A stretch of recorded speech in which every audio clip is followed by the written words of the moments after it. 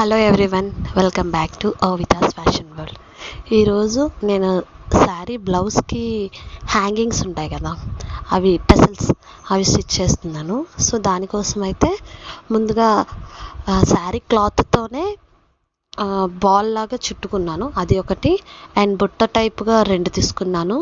And rose bead ఒకటి, and 3mm beads ఒక 5 or 6, and 4mm bead ఒకటి తీసుకున్నాను. అండ్ శారీతో చుట్టుకున్న దాంట్లో ఒక రౌండ్ బాల్ లాంటిది పెట్టి థ్రెడ్తో మొత్తం చుట్టుకొని అలా కట్ చేసి పెట్టుకున్నాను అనమాట. సో అండ్ శారీ కలరే అండ్ బ్లౌజ్ కలరే ఫోర్ లైన్స్తో థ్రెడ్ ఇలా ఎక్కించుకున్నాను.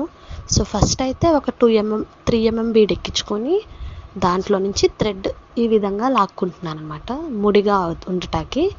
అండ్ ఇప్పుడు ఒక బుట్ట ఎక్కించుకుంటున్నాను.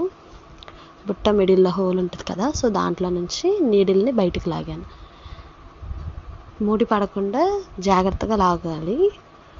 సో నాకైతే కొంచెం ముడి పడింది, సో అడ్జస్ట్ చేసుకుంటున్నా. సో ఇప్పుడు మనం థ్రెడ్ క్లాత్తో చుట్టుకున్నాం కదా, సో దానికి ఎక్స్ట్రా క్లాత్ ఉంటే కొంచెం కట్ చేసుకుంటున్నా. తాడుతో థ్రెడ్తో చుట్టాను కాబట్టి మరీ ఎక్కువ కట్ చేసామంటే థ్రెడ్ కూడా కట్ అయిపోద్ది. సో జాగ్రత్తగా చేసుకోవాలి.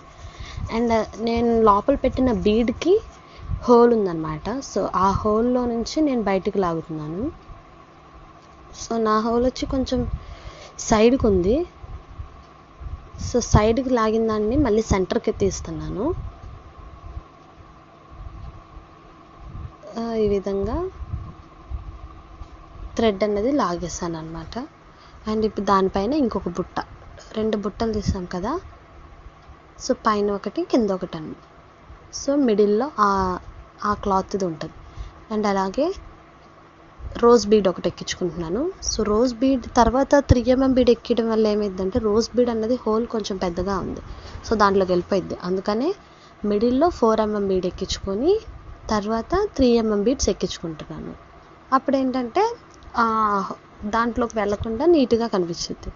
సో 3mm బీడ్స్ ఒక 3 ఎక్కించుకుంటున్నాను. సో మనం ఇంకా గ్రాండ్గా కావాలంటే ఇంకా చేసుకోవచ్చు. నా వరకు అయితే ఇంతవరకు చాలు అనుకున్నా, అందుకే నేను ఇంతే చేసుకున్నాను. అండ్ ఫైనల్గా 3mm బీడ్లో లాస్ట్ బీడ్ ఉంది కదా, సో దాంట్లో నుంచి థ్రెడ్ని కింద నుండి పైకి లాగాలన్నమాట. సో అక్కడికి నాట్ పడిపోద్ది. సో ఇప్పుడు దీన్ని తీసుకువెళ్ళి మనకి బ్లౌజ్కి హ్యాంగింగ్ స్టిచ్ చేసుకుంటాం కదా, ఆ తాడుకి స్టిచ్ చేస్తున్నాను. సో లాస్ట్లో కొంచెం అడ్జస్ట్ చేసుకొని అండ్ ఇలాగ ఫోల్డ్ చేసుకున్నట్టు చేసుకొని నీడిల్ని కింద నుండి పైకి లాగి, ఈ స్ట్రాంగ్గా ఉండాలి ఇది స్టిచ్ చేసేది. ఇది మిషన్ మీద కాదు కదా, హ్యాండ్తో స్టిచ్ చేస్తాం కదా, కొంచెం 2-3 కుట్లు ఎక్స్ట్రా వేయాలి, లేకపోతే ఊడిపోయే అవకాశం ఉంటుంది. ఇన్ ఫ్యూచర్ అయినా సరే ఊడకుండా కొంచెం స్ట్రాంగ్గా స్టిచ్ చేసుకోవాలి. అండ్ స్టిచ్ చేసుకున్న తర్వాత ఇలా దాని చుట్టూరుగా థ్రెడ్ని చుట్టుకొని నీడిల్ పెట్టి బయటికి లాగి, కావాలంటే మనం ఒక 2 or 3 స్టిచ్చెస్ అలా వేసుకోవచ్చు. అంటే ఇలా లాగిన తర్వాత మళ్ళీ ఒక 2-3 సార్లు తిప్పి మళ్ళీ లాగితే ఇంకా స్ట్రాంగ్గా ఉంటుంది. అండ్ మళ్ళీ ఒక నాట్ వేసుకొని ఇప్పుడు నీడిల్స్ ఇవి ఉన్నాయి కదా, బీడ్స్లో నుంచి నేను కిందకి తీసేస్తున్నాను నీడిల్ని.